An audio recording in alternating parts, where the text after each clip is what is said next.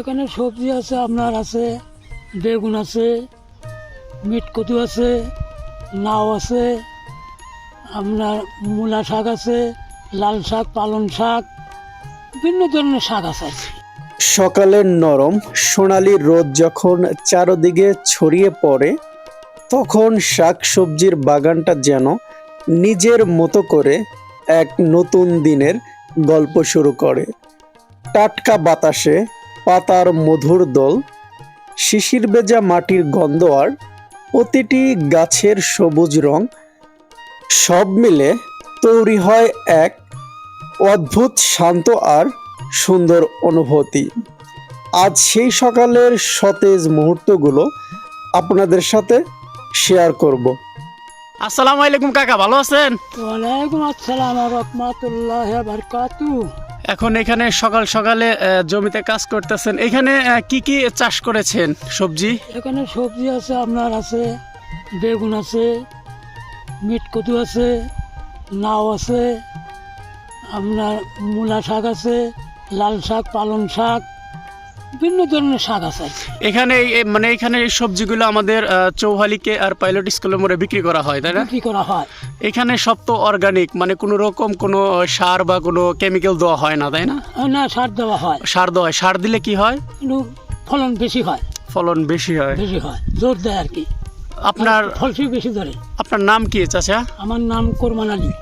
মানে আপনার বাসা কোথায়? আমার বাসা হলে চরজাজুরিয়া। চরজাজুরিয়া না?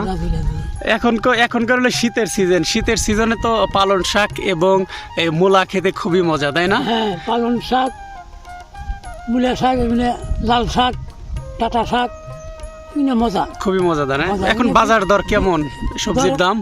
ভালোই বেচা কিনি হয়, ভালোই, খুব মানুষ নেয় আর কি, এমনি নেয় আর কি। এই যে আবার শহরে যারা আছেন তারা যে বলেন যে আমাদের চর অঞ্চলে নাকি সবজির দাম কম, এই হিসাবে আপনার একটু বক্তব্য দেন আমাদের কাছে, আমাদের জানান আর কি, যে আসলে চর অঞ্চলে অনেকেই বলে, যারা শহরে বসবাস করে তারা বলে যে চর অঞ্চলে সবজির দাম কম।